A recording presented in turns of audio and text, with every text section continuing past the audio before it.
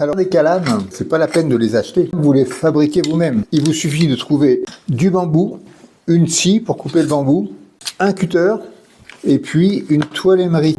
Je vous conseille aussi d'avoir une sorte de plan de travail qui ne craigne pas les coups de cutter. Vous allez voir pourquoi plus tard. Là, on va passer à la découpe du calame, mais pour ça je vais aller dehors. À tout de suite. J'ai du bambou. Là, je vais couper ici et reprendre de l'autre côté pour éviter d'avoir des sortes de déchirures, enfin de lanières qui viennent abîmer mon calame. Il peut y avoir, vous voyez, des morceaux qui s'enlèvent. Bon, celui-là il est petit, c'est pas très grave, c'est bon. Voilà, je vais tailler un premier calame. Voilà. Voilà, je creuse jusqu'à ce qu'il n'y ait plus de gouttière. Ici j'ai encore une petite gouttière, je vais creuser encore un tout petit peu pour que ce soit bien plat, qu'il n'y ait pas de creux. Là, je peux encore faire un autre de l'autre côté.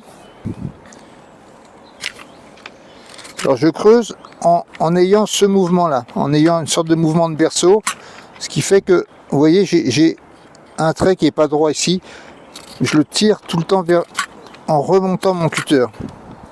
Voilà, là je suis droit, je vais en refaire un. C'est important d'avoir tout le temps la lame à l'extérieur, non pas comme ça, mais je vais tirer, en fin de compte je fais levier ici, sur mon ventre, je durcis mes abdominaux et je tire, je durcis mes abdominaux et je tire.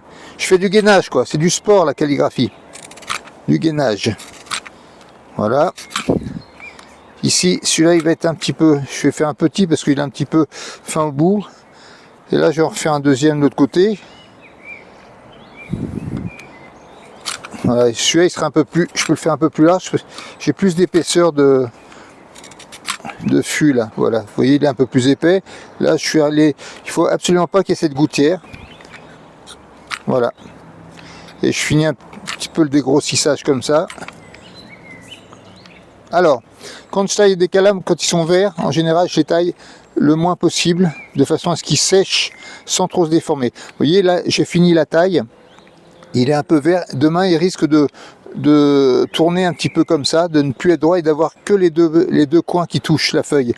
Donc ça faut éviter, donc je les laisse comme ça, je les laisse en première taille, je fais pas la finition comme j'ai fait ici. Là j'ai fait la finition. Et maintenant à l'atelier je vais vous montrer comment je finis de façon précise la taille du calame à la largeur que je désire. Alors voilà, nous avons taillé 3 calames à l'extérieur et maintenant on va appointer un petit peu les calames.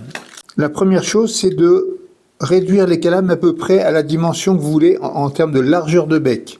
Je peux garder un calame très large comme celui-ci et puis à l'autre extrémité je vais réduire un petit peu la largeur de bec pour avoir un calame un peu plus étroit. Je le mettrai par exemple à peu près à 5 mm. J'ai affiné mon calame des deux côtés et je vais tailler la pointe, alors pas droit comme ça, légèrement en biseau. Et ensuite voilà, j'ai fait un petit biseau ici, c'est à dire qu'au lieu de tailler droit comme ça, j'ai taillé en biseau de façon à avoir une pointe vraiment très fine au bout.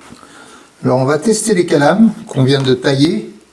On voit qu'ils ont des petites imperfections, c'est pour ça qu'on va utiliser la toile émeri. Celui-ci il a l'air d'être pas mal, hein. On va quand même lui mettre un tout petit coup de toile émeri. Voilà. Alors je mets mon doigt dessus pour qu'il soit bien à plat.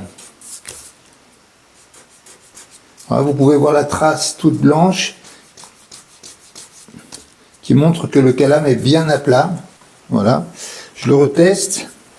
Je pense que il est pas mal. Il est parfait celui-ci, le petit 5 mm. L'autre, on a dit qu'il avait quelques petites imperfections. Oui, il a un petit creux au centre.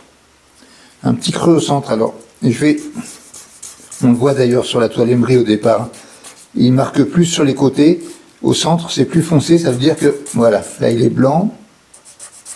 Il est blanc sur toute la largeur. Je fais attention à bien appuyer avec mon doigt sur tout le calame pour que... Voilà.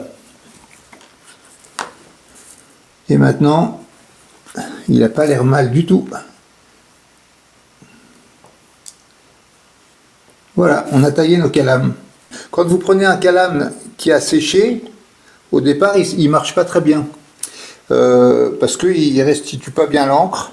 Alors que quand il est un petit peu imbibé, voilà, là il commence à très bien fonctionner. Voilà, vous avez un calame avec 2 dimensions de bec. C'est pas compliqué, ça coûte pas cher. Beaucoup de gens ont des bambous qu'ils rêvent de vous donner parce que ça les envahit complètement. Et donc n'hésitez pas à demander autour de vous qui a du bambou dans son jardin. Je vous laisse avec ça.